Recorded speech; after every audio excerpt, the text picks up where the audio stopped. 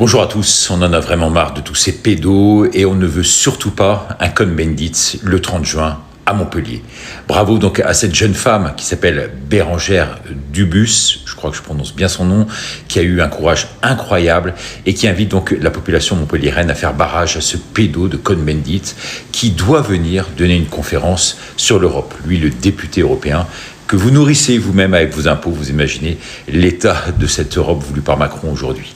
Le 23 avril 82, eh bien, ce Cohn-Bendit disait lors de l'émission qui s'appelait Apostrophe, animée par Bernard Pivot, vous savez que la sexualité d'un gosse, c'est absolument fantastique, disait-il. Quand une petite fille de 5 ans commence à vous déshabiller, c'est absolument fantastique. C'est fantastique parce que c'est un jeu érotico-maniaque. Voilà, c'était ses propres propos.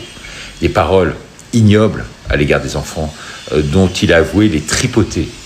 Voici ce qu'il écrivait également en 1975, des propos relayés par le journal Le Monde. Il m'était arrivé plusieurs fois que certains gosses ouvrent ma braguette et commencent tout simplement à me chatouiller.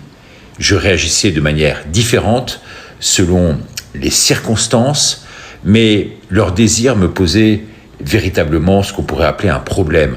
Je leur demandais, mais pourquoi ne jouez-vous pas ensemble ? Pourquoi vous m'avez choisi, moi, et pas les autres gosses ? Mais s'ils insistaient, je les caressais quand même. Donc au départ, on a bien compris, il se faisait chatouiller, et après, c'est lui qui allait jusqu'à caresser les gosses. Vous imaginez ce type. Et pas seulement cela. Eh bien, dans un autre registre, il a hébergé, il faut le savoir, pendant tout un temps, c'était un terroriste de la fraction Armée Rouge. Il a pissé également sur la tombe du soldat inconnu, c'était en 68. Bref, vraiment le genre de type, vous savez, qu'on a vraiment envie d'avoir chez soi avec Jack Lang et Bruel lors des fêtes de famille. Je comprends pourquoi eh bien, ces gauchias ont supprimé la peine de mort. Mais comment ce type a-t-il encore droit de citer à Montpellier, dans cette salle prêtée par la mairie ? Le maire qui, par ses affiches, avait fait de son credo, figurez-vous, l'enfant au cœur de la ville, ce qu'on voyait placardé partout à Montpellier. Vous imaginez ? Encore un bon socialo celui-là. Merci de soutenir donc cette pétition, de bloquer les accès à ce pédophile notoire, pour qui la vraie place n'est pas sur les estrades, ni même sur les plateaux télé, mais réellement, et je dirais au mieux, je dis bien, en prison. Il faut dire qu'avec la loi Schiappa, il a été question, figurez-vous, qu'une infraction appelée atteinte sexuelle avec pénétration ait pu être envisagée.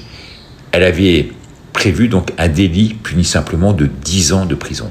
Cette proposition avait suscité à l'époque, vous en souvenez, de très fortes critiques parce qu'elle pouvait faire craindre d'une requalification de certains viols.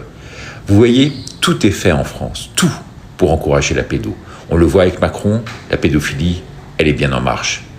Pas étonnant donc que cette affaire Epstein aujourd'hui soit enterrée en France alors que le pédophile, on le sait, a passé une très grosse partie de son temps chez nous et que Paris et la Côte d'Azur en étaient les plaques tournantes et surtout les théâtres de ces opérations macabres. Merci donc de partager. Vive la résistance à Montpellier.